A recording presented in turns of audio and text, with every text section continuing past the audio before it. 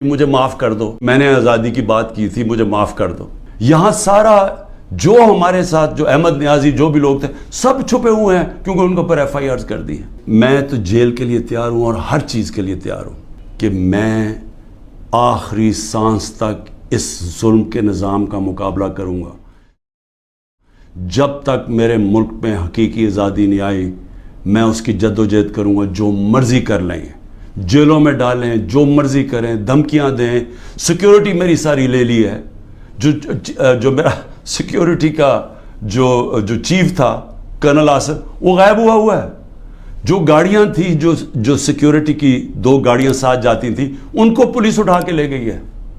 یہاں سارا جو ہمارے ساتھ جو احمد نیازی جو بھی لوگ تھے سب چھپے ہوئے ہیں کیونکہ ان کے اوپر ایف آئی آرز کر دی ہیں، اور پھر یہ سمجھتے ہیں کہ شاید اس کی وجہ سے میں ان کے پاس جاؤں اور کہوں کہ جی مجھے معاف کر دو کہ میں نے آزادی کی بات کی تھی، مجھے معاف کر دو۔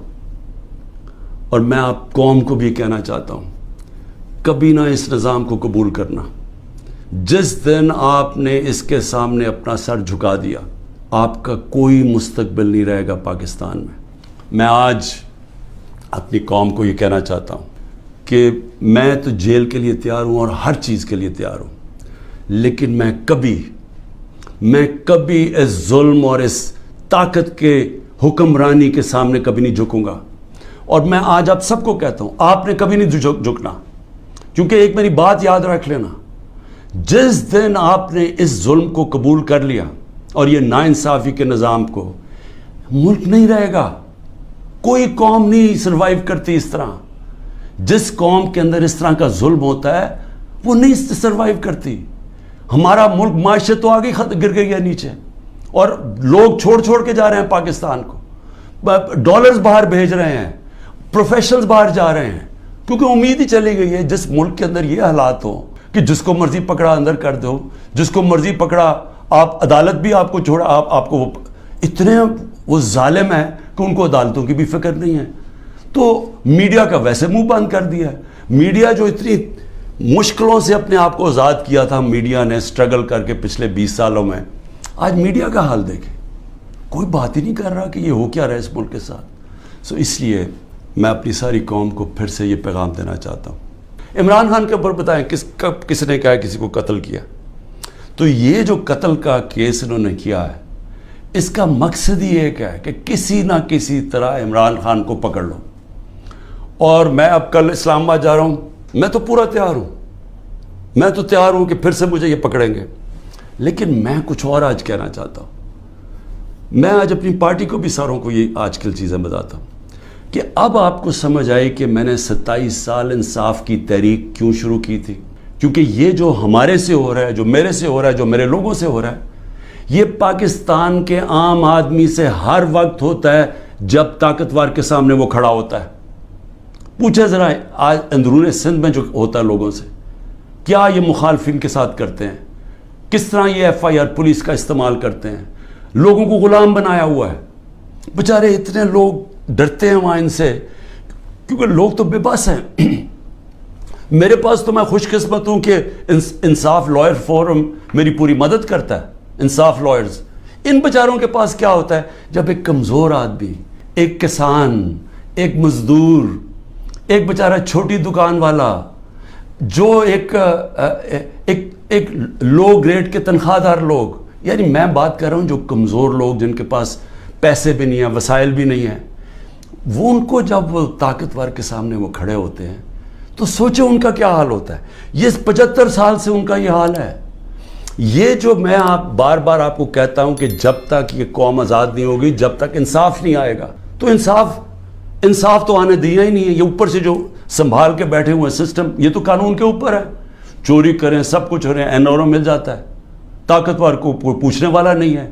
مجھے گولیاں لگتی ہیں، میں اپنی ایف آئی آر نہیں کٹوا سکتا کیونکہ دوسرا اتنا طاقتور تھا۔ اور یہ کمزوروں سے ہر روز جب طاقتور سے ٹاکرا پڑتا ہے، جب ان کی زمینوں پہ قبضہ ہوتا ہے، وہ بے بس ہو جاتے ہیں، کوئی ان کو پوچھنے والا نہیں ہوتا۔ کیوں قبضہ گروپ امریکہ میں نہیں ہے، انگلینڈ میں نہیں ہے، کیوں ڈیولپڈ ملکوں میں جدھر رول آف لا ہے وہاں کیوں نہیں قبضہ گروپ؟ کیونکہ وہاں لوگوں کی حفاظت کرتا ہے، کمزور کو طاقتور سے تحفظ دیا جاتا ہے۔ انصاف کے نظام میں ان کے فنڈامنٹل رائٹس کی حفاظت کی جاتی ہے. تو یہاں تو جو آج ہو رہا ہے, یعنی تھوڑا بہت جو ملک چل رہا تھا اس طرف کہ جب وہ لائرز موومنٹ شروع ہوئی 2007 میں, اور کرتے کرتے ایک آزاد عدلیہ کی طرف گئے تاکہ وہ ہمیں بچائے گی اگر حکومت ہمارے سے ظلم کرتی ہے, تو یہ تو سارا ہی ختم ہو گیا. اب تو ہم وہ پہنچ گئے ہیں جو مجھے تو نہیں یاد, یہ تو وہ بدترین مارشل لاز میں پہنچ گئے ہیں. ہمارے تو سارے فنڈامنٹل رائٹس ختم ہو گئے ہیں آج. یعنی اس طرح کا کیس اور اس طرح کے کیسز, ضلع شاہ کو پولیس اٹھا کے لے کے جاتی ہے, اس کو 3 لوگوں کو چھوڑ دیتی ہے, وہ گواہ تھے, اس کو لے جاتی ہے, اس کو علیحدہ لے جاتی ہے. اس کے بعد اس کی لاش پڑی ہوئی ملتی ہے سڑک پہ, جو کہ کوئی اٹھا کے جا کے سروس ہاسپٹل لے جاتا ہے. ایک مل جاتا ہے 302 کا, اس کے اوپر مجھے کہتے ہیں کہ میں نے اسے قتل کیا. اس کے بعد رپورٹ آتی ہے 3 دن کے بعد, پوسٹ مارٹم رپورٹ آتی ہے جس میں بتاتا ہے کہ 26 جگہ کے اوپر اس کے اوپر تشدد کیا گیا, 26 جگہ پہ. تو ایک دم وہ گھبرا جاتے ہیں کیونکہ وہ تو کسٹڈی میں تھا, تو میں نے کیسے اس کے اوپر تشدد کیا ہوگا. لہٰذا وہ پھر رپورٹ چینج ہوتی ہے, ایکسیڈنٹ بتایا جاتا ہے, اور ایکسیڈنٹ میں پھر مجھے ملوث کر دیتے ہیں کہ شاید مجھے کوئی انفارمیشن تھی اور میں نے بتائی نہیں. یہ ہو رہے ہیں کیسز یہاں آج, اور یہ سارے اس وقت کوئی تحریک انصاف کا اس کو ان کیسز میں ڈالا جا رہا ہے. لیکن اس سے ہٹ کے یہ ہر وقت کمزور کے اوپر ظلم ہوتا ہے اس ملک کے اندر. اور اگر آپ میرے سے پوچھیں کہ ہمارا ملک آگے ہی نہیں بڑھا, تو حضرت علی کا قول ہے کہ کفر کا نظام چل جائے گا, لیکن اس طرح کا ظلم اور ناانصافی کا نظام نہیں چل سکتا. اللہ نے اپنے سارے جو پیغمبر بھیجے تھے دنیا میں, سب ایک چیز کہتے تھے, انصاف کے لیے کھڑے ہوئے تھے سارے پیغمبر. اللہ کے قرآن میں آپ پڑھیں انصاف کے اوپر کتنا زور دیا ہوا ہے, کیونکہ انصاف سے ہی انسان آزاد ہوتا ہے, اور آزاد انسان کی پرواز اوپر ہوتی ہے, وہی خوشحالی لے کے آتا ہے. اس لیے تو جو آزاد ملک ہیں وہ خوشحال ہیں. آپ دیکھ لیں, جدھر انصاف ہے وہاں آزادی ہے, وہ خوشحالی ہے. جدھر انصاف ہے وہاں حقیقی جمہوریت ہے. جن ملکوں کے اندر انصاف نہیں ہے وہاں جمہوریت نہیں آ سکتی.